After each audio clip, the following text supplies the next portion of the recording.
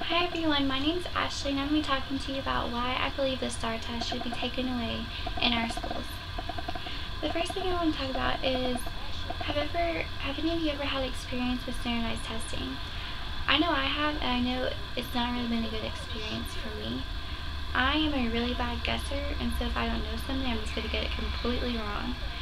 The night before, I would stay up worrying all night long. I wouldn't get any sleep. And I just dread it, like, oh, I just have to come to school and sit here for 4 hours and get done and then just stare at the ceiling.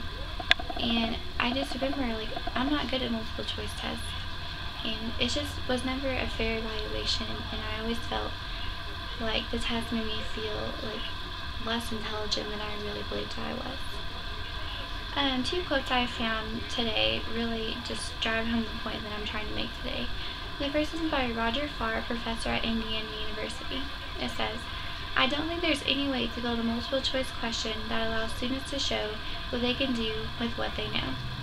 The second one is by President George W. Bush. "In America, no child should be left behind. Every child should be educated to his or her own full potential." I really like it. It says, you can't define a child by a multiple choice question test. You can't see what they know and what they know how to do with it. That's big for generalization or just things like that.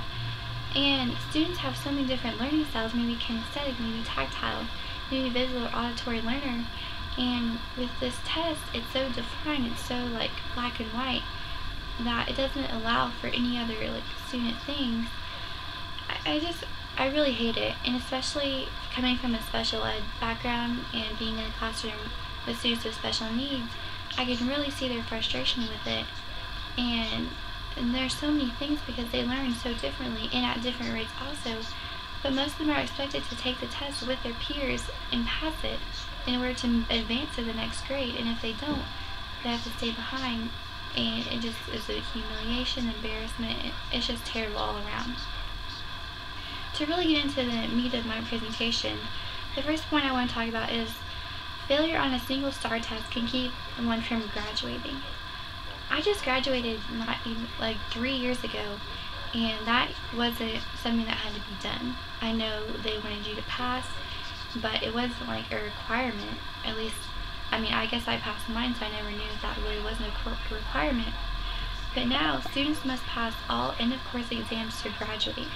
And with end-of-course exams, standardized assessments, and all these other testing, that can be up to 15 standardized testing. Also, the STAAR end-of-course assessments can count for 15% of students' grades, and I found that at savetexasschools.org. 15%, that's almost a fourth of students' grade.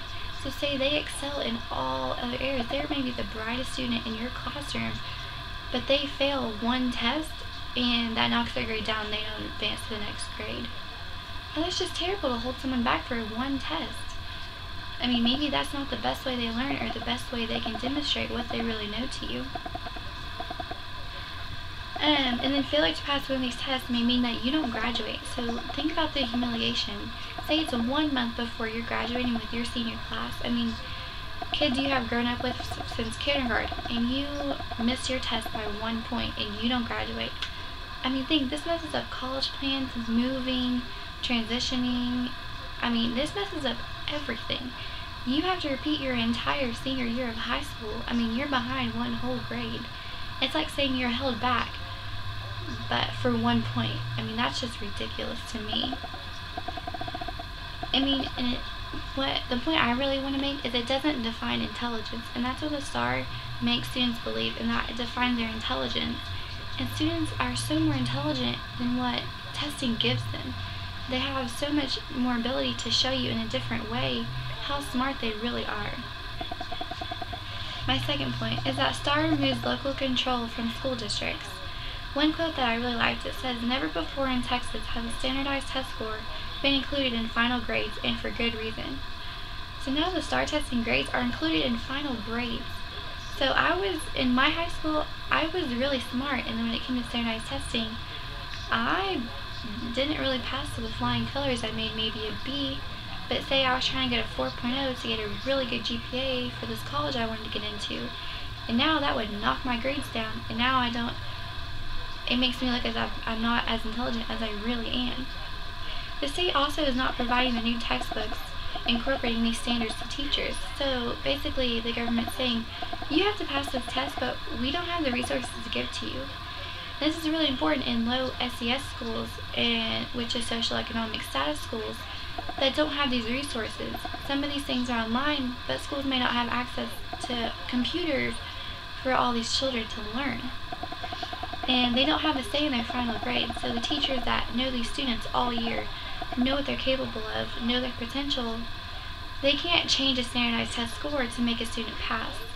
And basically, I feel like it's saying, you try hard, you have a good potential, you're a really great student, but if you don't pass this test, then it basically sucks to suck and I can't help you. I mean, that's terrible. It's like the teachers aren't on the student's side and there's nothing we can do to help them.